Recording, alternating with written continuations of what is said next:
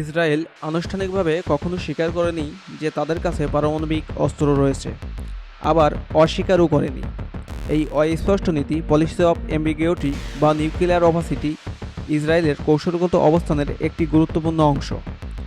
তবে বহু আন্তর্জাতিক গবেষণা, গোয়েন্দা রিপোর্ট ও ফাঁস হওয়া তথ্যের ভিত্তিতে এখনও বিশ্বাস করা হয় ইসরায়েলের কাছে পারমাণবিক অস্ত্র রয়েছে এবং তারা তা 1960 থেকে 1970 দশকের মধ্যেই তৈরি করেছে।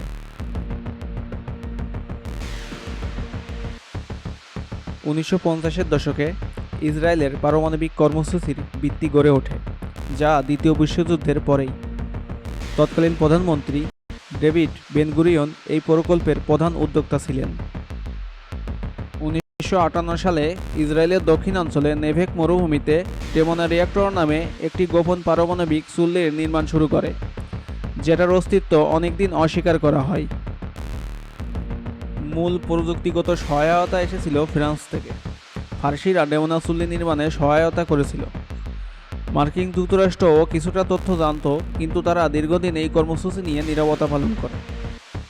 ডিমোনা রিঅ্যাক্টরে প্রক্রিয়াকৃত ইউরেনিয়াম থেকে প্লুটোনিয়াম তৈরি হতো, যা একটি সাধারণ পারমাণবিক বোমার জন্য অপরিহার্য উপাদান।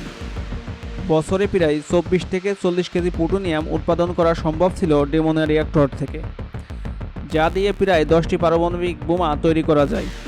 ইসরায়েল, মার্কিন যুক্তরাষ্ট্র ও আন্তর্জাতিক পারমাণবিক সংস্থা বা আইএইএকে ডেমোনা প্রকল্পের প্রকৃত উদ্দেশ্য জানায়নি। 1969 সালে মার্কিন প্রেসিডেন্ট নিক্সন ও ইসরায়েলি প্রধানমন্ত্রী গোল্ডা মেয়র একটি অনানুষ্ঠানিক চুক্তিতে পৌঁছায়। ইসরায়েল তার অস্ত্রের অস্তিত্ব গোপন রাখবে, আর মার্কিন যুক্তরাষ্ট্র এ নিয়ে কোনো প্রশ্ন করবে না। 1986 সালে ডেমোনাতে কাজ করা ইসরায়েলি টেকনিশিয়ান মোর্দেসাই ভানুনু ব্রিটিশ সংবাদপত্র দ্য সানডে টাইমসকে বিস্তারিত তথ্য ও ছবি প্রদান করে। তিনি দাবি করে ইসরায়েলের কাছে 100 থেকে 200টি পারমাণবিক ওয়ারহেড রয়েছে এবং তা উন্নত থার্মোনিউক্লিয়ার বা হাইড্রোজেন বোম প্রযুক্তিও অর্জন করেছে। তাকে ইসরায়েলি গোয়েন্দা সংস্থা মোসাদ অপহরণ করে দেশে ফিরিয়ে আনে এবং গোপন তথ্য ফাঁসের দায়ে 18 বছরের কারাদণ্ড দেওয়া হয়। ইসরায়েল আন্তর্জাতিক পরমাণু শক্তি সংস্থার সদস্য হলেও তারা পরমাণু অস্ত্র বিস্তার চুক্তিতে সই করেনি, ফলে তাদের পারমাণবিক কার্যক্রম পরিদর্শনের বাধ্যবাধকতা নেই। ইসরায়েলের পারমাণবিক অস্ত্র মূলত পার্শ্ববর্তী আরব রাষ্ট্রগুলোর বিরুদ্ধে প্রতিরোধ করতে, আঞ্চলিক সামরিক ভারসাম্যে প্রভাব বিস্তার করতেও ব্যবহৃত হয়। অনেক গবেষক মনে করে ইসরায়েলের এই অস্পষ্ট নীতি পারমাণবিক প্রতিযোগিতা থেকে অঞ্চলটিকে কিছুটা রক্ষা করেছে, তবে একই সঙ্গে জবাবদিহিতাহীন বিপজ্জনক একটি নজিরও তৈরি করেছে।